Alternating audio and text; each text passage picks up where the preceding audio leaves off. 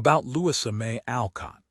Louisa May Alcott, November 29, 1832, March 6, 1888, was an American novelist and poet best known as the author of the novel Little Women, 1868, and its sequels Little Men, 1871, and Jo's Boys, 1886.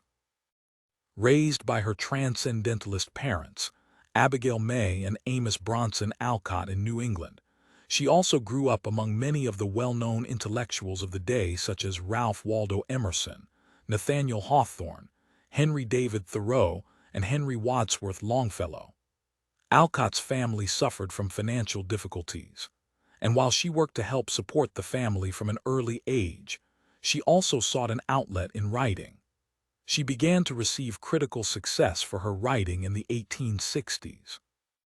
Early in her career, she sometimes used the pen name A. M. Barnard, under which she wrote novels for young adults that focused on spies, revenge, and cross-dressers. Published in 1868, Little Women is set in the Alcott family home, Orchard House, in Concord, Massachusetts, and is loosely based on Alcott's childhood experiences with her three sisters. The novel was very well received and is still a popular children's novel today, filmed several times. Alcott was an abolitionist and a feminist and remained unmarried throughout her life. She died from a stroke 2 days after her father died in Boston on March 6, 1888. Source: Wikipedia. The quiet little woman Patty stood at the window looking thoughtfully down at a group of girls playing in the yard below.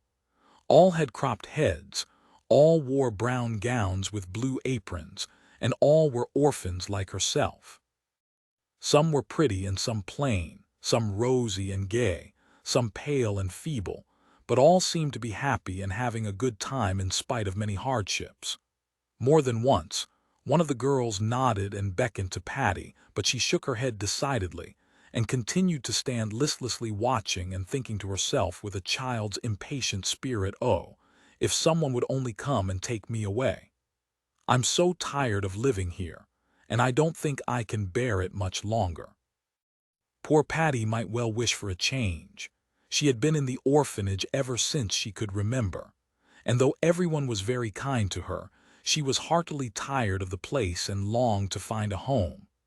At the orphanage, the children were taught and cared for until they were old enough to help themselves. Then they were adopted or went to work as servants. Now and then, some forlorn child was claimed by family.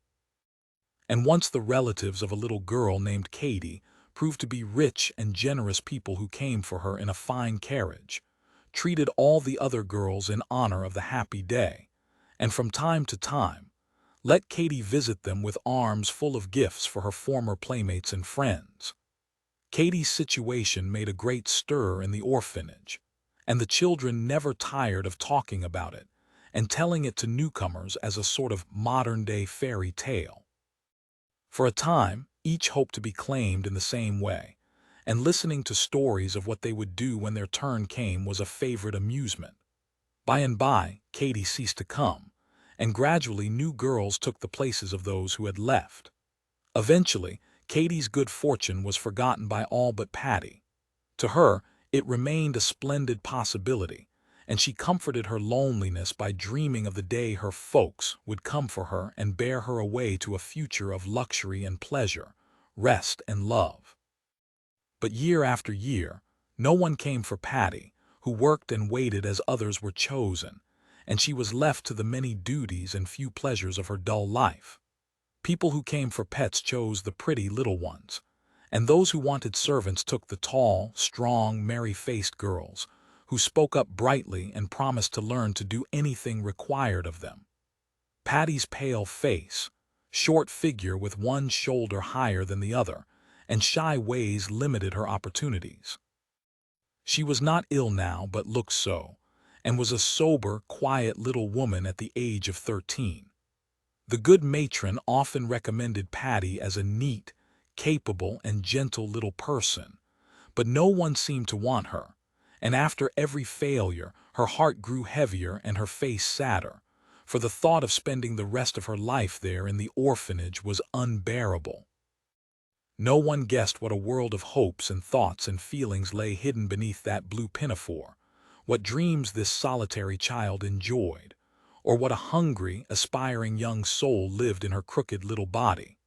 But God knew, and when the time came, He remembered Patty and sent her the help she so desperately needed.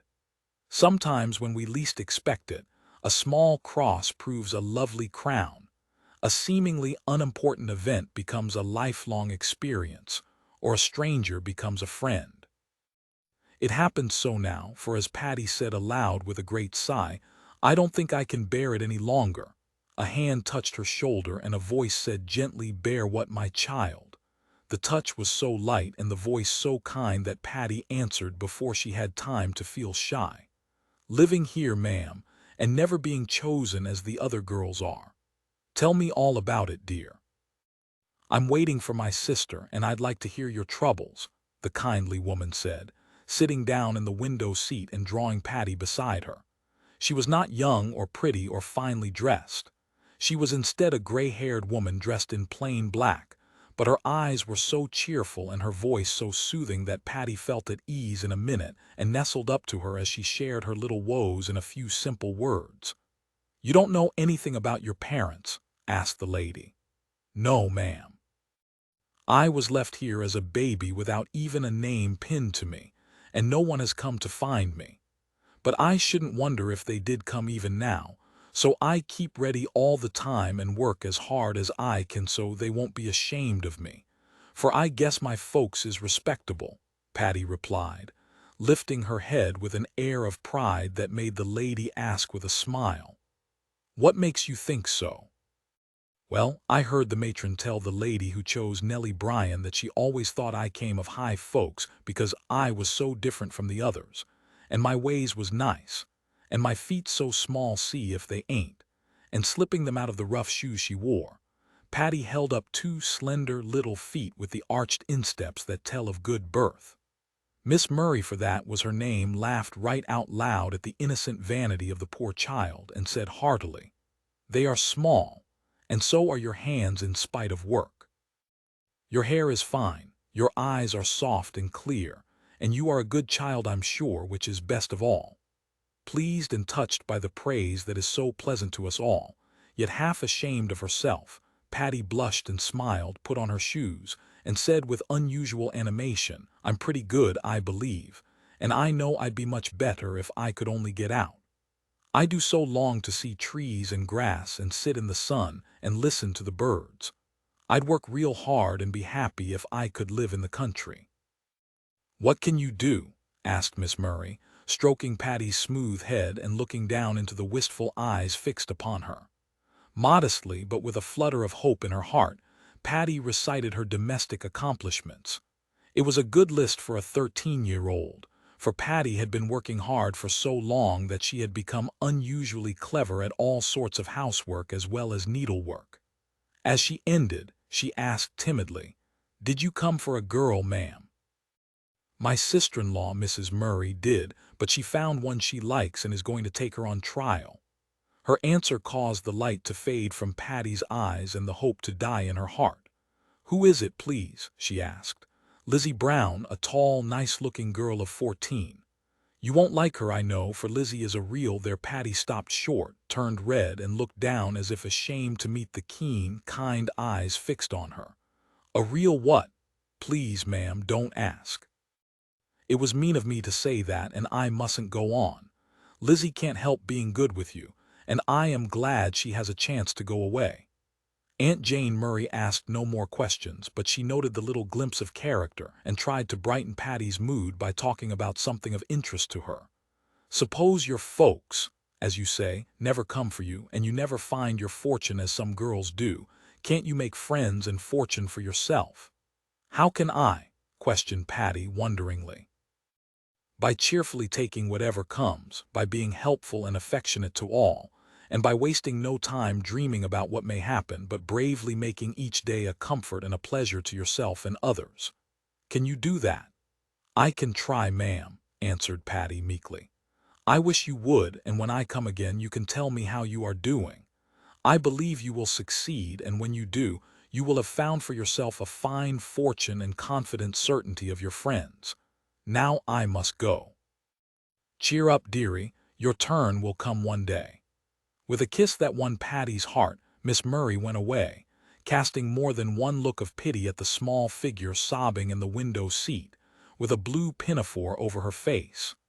This disappointment was doubly hard for Patty because Lizzie was not a good girl and, to her mind, did not deserve such good fortune. Besides, Patty had taken a great fancy to the lady who spoke so kindly to her. For a week after this she went about her work with a sad face, and all her daydreams were of living with Miss Jane Murray in the country.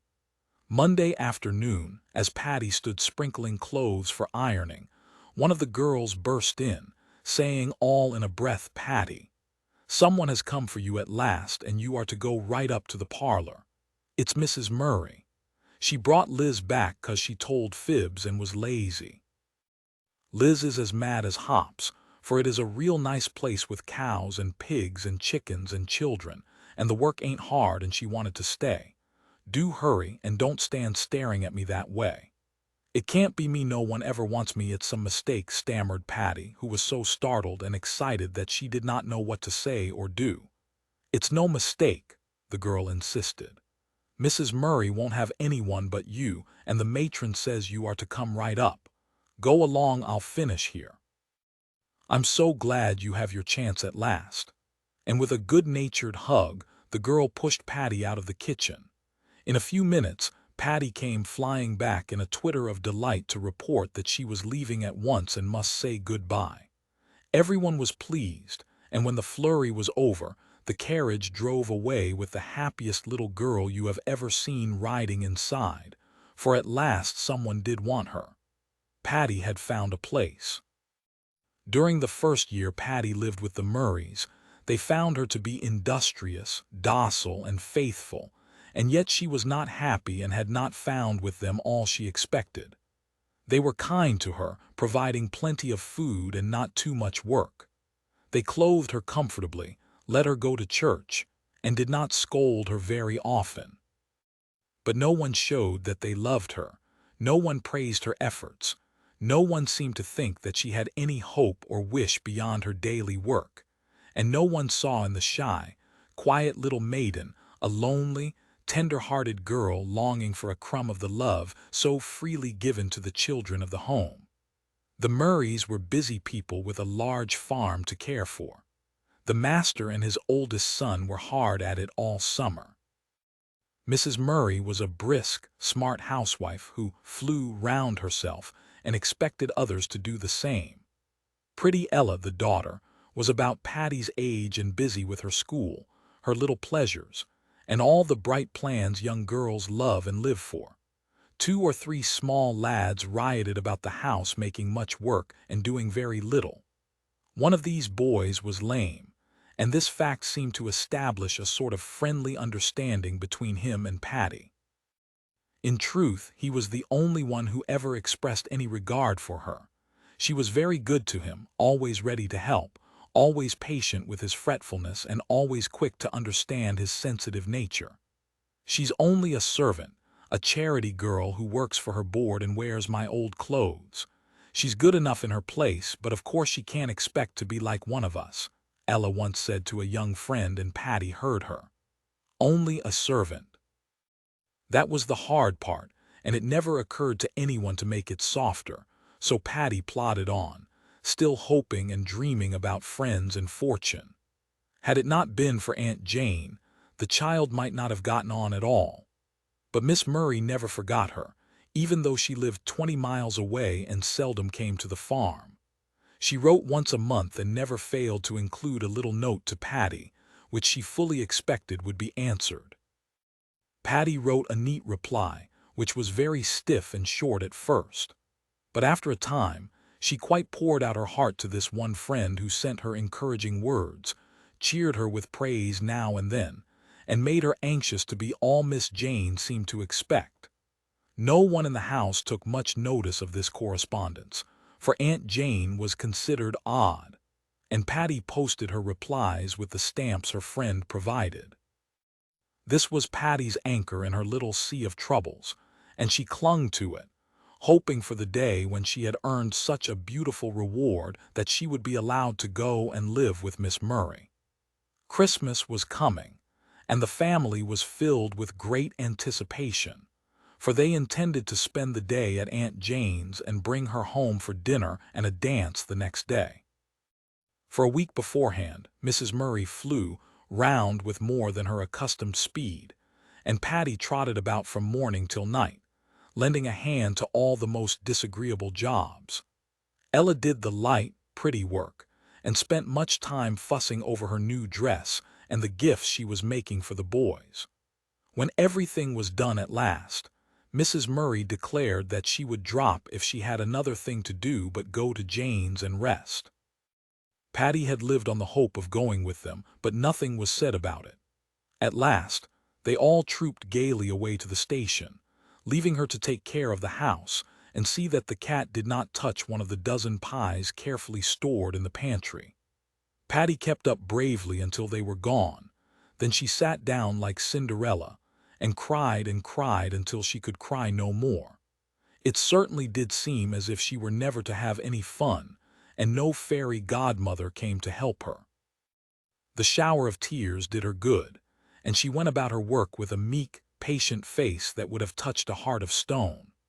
All the morning she worked to finish the odd jobs left for her to do, and in the afternoon, as the only approach to the holiday she dared venture, Patty sat at the parlor window and watched other people go to and fro, intent on merrymaking in which she had no part. Her only pleasant little task was that of arranging gifts for the small boys. Miss Jane had given her a bit of money now and then, and out of her meager store, the loving child had made presents for the lads, poor ones certainly, but full of goodwill and the desire to win some affection in return. The family did not return as early as she had expected, which made the evening seem very long. Patty got out her treasure box, and, sitting on the warm kitchen hearth, tried to amuse herself while the wind howled outside and the snow fell fast. When Aunt Jane welcomed the family, her first word, as she emerged from a chaos of small boys' arms and legs, was, "Why, where is Patty?" "At home, of course. Where else would she be?" answered Mrs. Murray. "Here with you. I said all come in my letter, didn't you understand it? Goodness, Jane, you didn't mean to bring her too, I hope." "Yes, I did, and I'm quite disappointed. I'd go and get her myself if I had the time." Miss Jane knit her brows and looked vexed, and Ella laughed at the idea of a servant girl going on holiday with the family. "It can't be helped now, so we'll say no more and make it up to Patty tomorrow if we can." Aunt Jane smiled her own pleasant smile, and kissed the little lads all round as if to sweeten her temper as soon as possible. They had a capital time, and no one observed that Auntie, now and then, directed the conversation to Patty by asking a question about her, or picking up on every little hint dropped by the boys concerning her patience and kindness. At last, Mrs. Murray said, as she sat resting with a cushion at her back, a stool at her feet, and a cup of tea steaming deliciously under her nose, afraid to leave her there in charge. "Oh dear, no. I've entire confidence in her, and she is equal to taking care of the house for a week if need be. On the whole, Jane, I consider her a pretty promising girl. She isn't very quick, but she is faithful, steady, and honest as daylight. High praise from you, Maria. I hope she knows your good opinion of her." "No, indeed. It wouldn't do to pamper a girl's pride by praising her. I say, 'Very well, Patty,' when I'm satisfied, and that's quite enough." "Ah, but you wouldn't be satisfied if George only said, 'Very well, Maria,' when you had done your very best to please him in some way." "That's a different thing," began Mrs. Murray, but Miss Jane shook her head, and Ella said, laughing, "It's no use to try to convince Auntie on that point. She has taken a fancy to Pat and won't see any fault in her. She's a good enough child, but I can't get anything out of her. She is so odd and shy." "I can. She's first-rate and takes care of me better than anyone else," said Harry, the lame boy, with sudden warmth. Patty had quite won his selfish little heart by many services. She'll make Mother a nice helper as she grows up, and I consider it a good speculation. In 4 years she'll be 18, and if she goes on doing so well, I won't begrudge her wages," added Mr. Murray, who sat nearby with a small son on each knee. "She'd be quite pretty if she were straight and plump and jolly.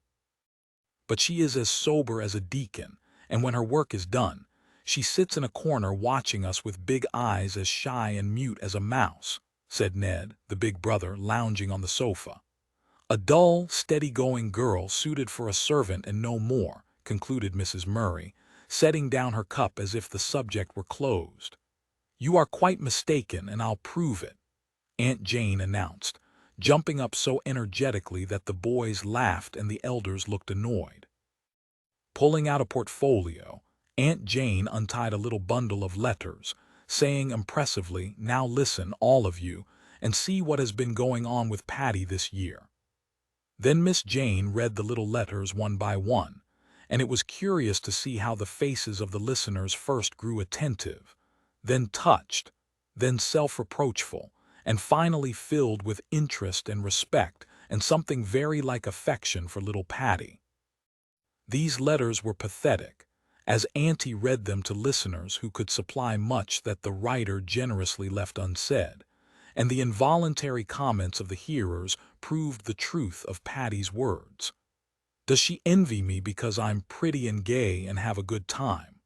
I never thought how hard it must be for her to see me have all the fun and she all the work.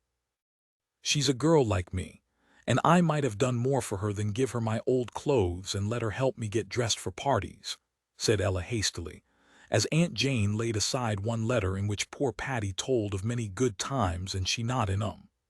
"Sakes alive! If I'd known the child wanted me to kiss her now and then as I do the rest, I'd have done it in a minute," said Mrs. Murray, with sudden softness in her sharp eyes as Aunt Jane read this little bit. "I am grateful, but oh, I'm so lonely, and it's so hard not to have any mother like the other children.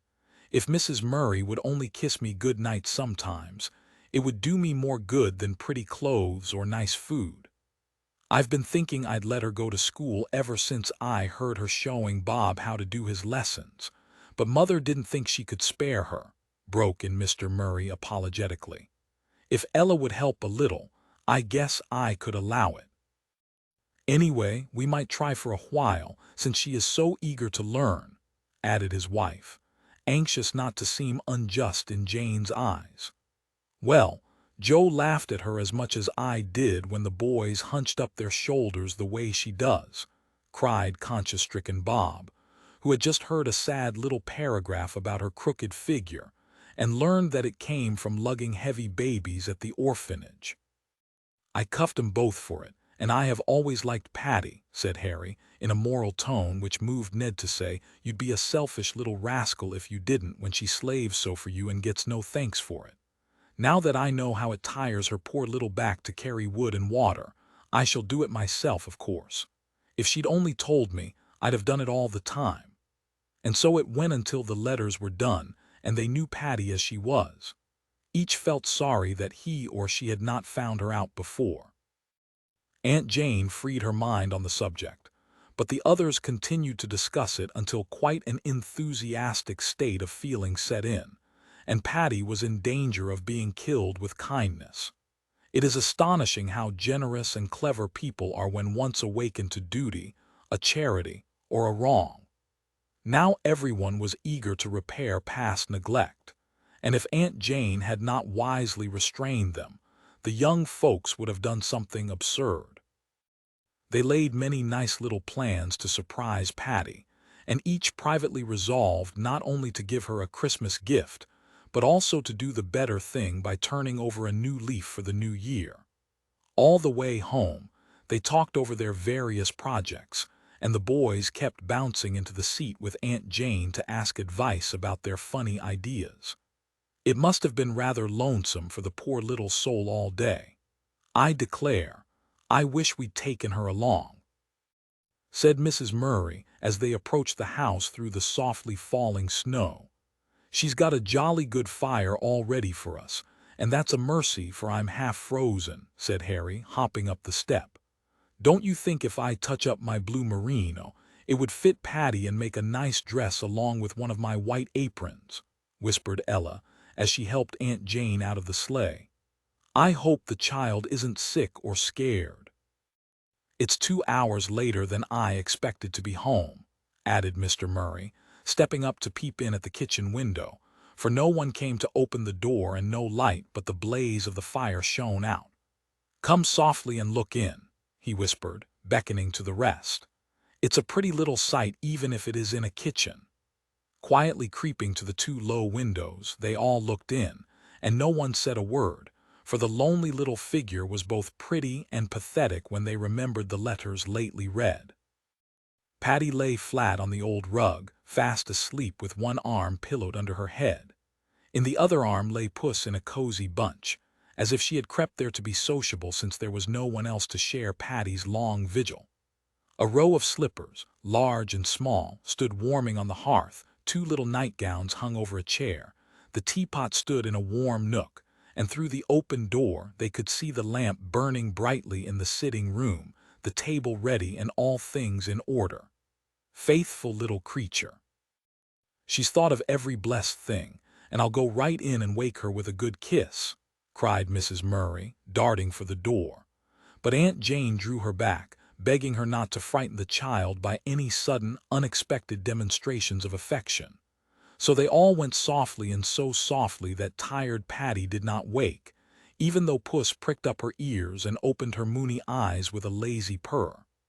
"Look here," whispered Bob, pointing to the poor little gifts half tumbling out of Patty's apron. She had been pinning names on them when she fell asleep, and now her secret was known too soon. No one laughed at the presents, and with a look of tender pity, Ella covered the few humble treasures in Patty's box.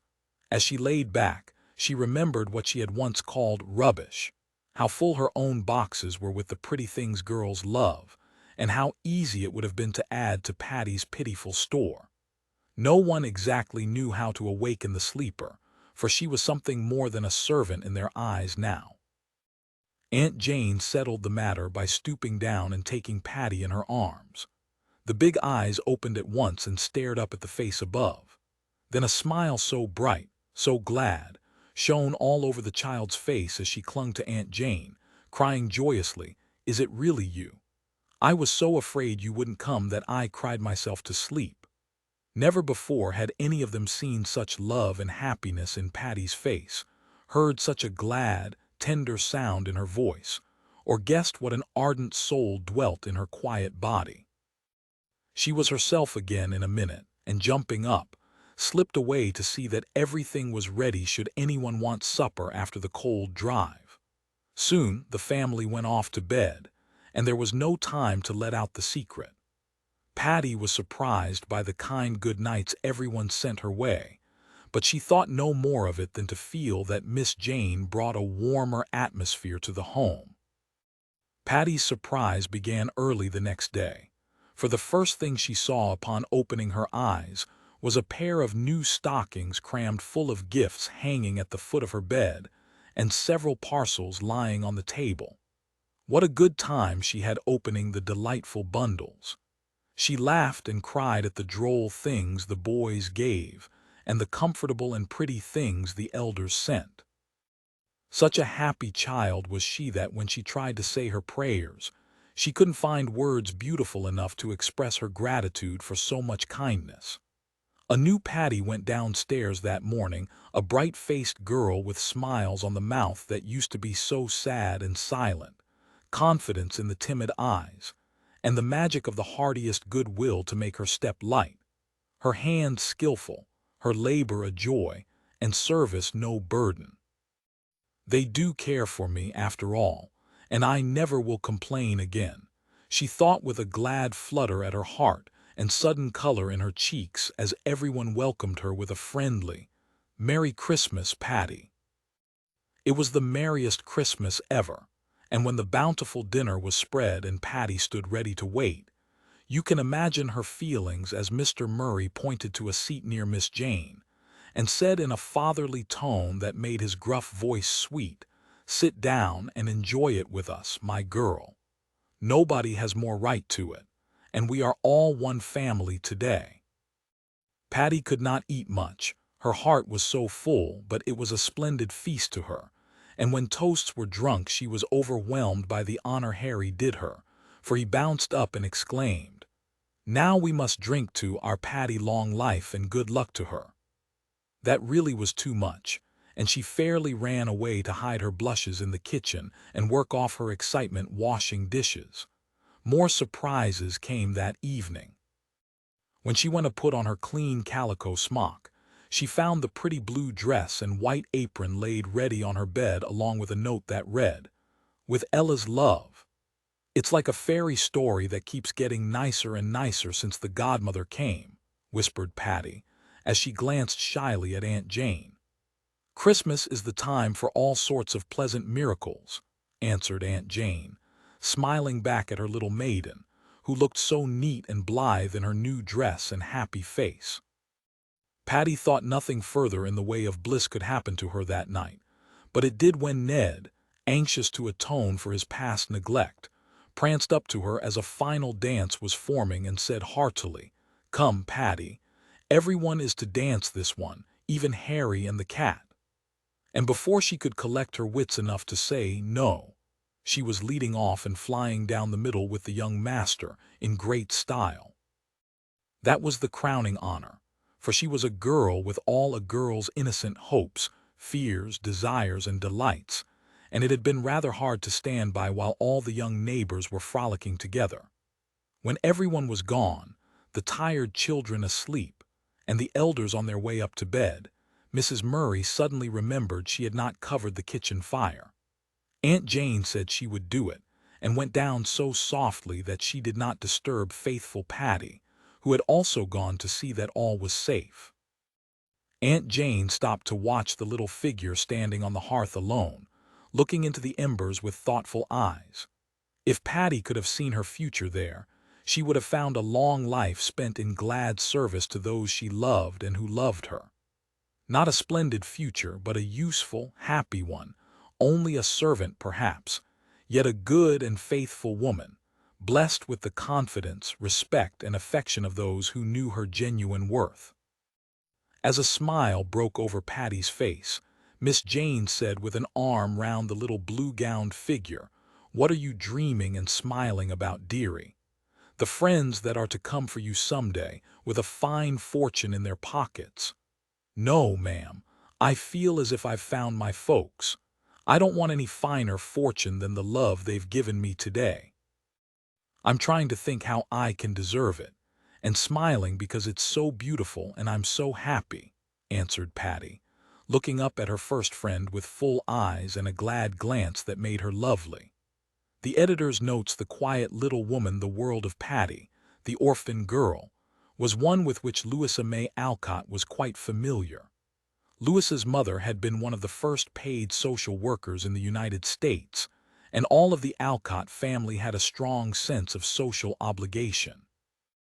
By the standards of their day, they would have been regarded as quite progressive in their views, and many times they showed themselves ready to help those in need, even as they had been helped in their impecunious days.